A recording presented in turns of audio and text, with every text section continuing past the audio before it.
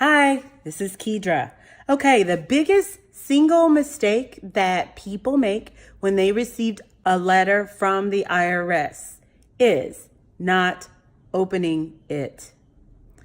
I know it sounds crazy if you've never got a letter from the IRS, but something about those letters, people throw them to the side and they don't open it. Or maybe they plan to open it in the future and they just never get around to it. And by the time they do, they are down the road. Like they've had a whole ass audit and don't realize it. So that is a big no-no. When you get the letter, open the letter. There are some common letters that you get, CPA 2000 letters that just simply let you know that something was left off of a tax return. Maybe a little interest, dividends, stock transfers, something that can be managed. In most cases on a CPA 2000, you update the return, amend the return directly with the underreporting unit, and it gets resolved. And usually it's not a huge amount, okay? So some of those can be resolved pretty quickly and gotten out of the way. Oftentimes, it could be a situation where you're getting a CPA 2000 and the information was included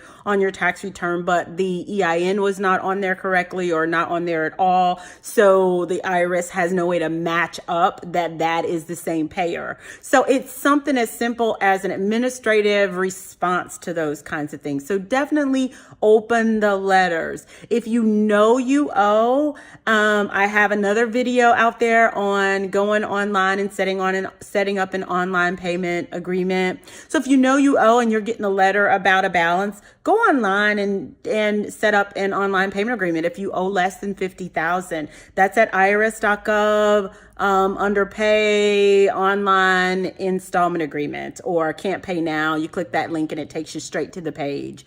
So that's simple enough to do. If you owe less than $100,000 and you can pay it in 4 months, you can do that on the same place on the IRS site. In addition to that, if you're currently on an installment agreement and you had a new year that needs to add on, you can also do that. You can go out to the online installment agreement and hit revise installment agreement to update your payment and update everything to include the new balance. So a lot of things can now be done on the upgraded IRS website. If you're not sure about what can be done, definitely you can make comments down in below this video, and if it's a general question, I can answer it for you. I'll also, if you have a question as to where you can go to do what, I'll be happy to post a quick link down there for you to link you directly to where you need to go on the IRS site.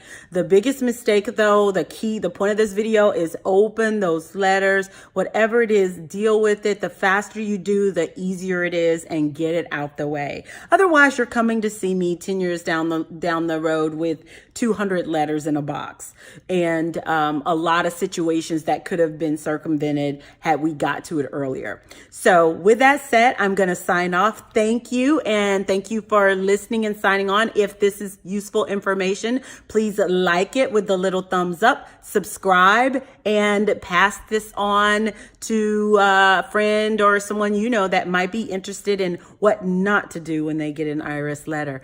Thanks so much for viewing and have a great day. Happy taxes.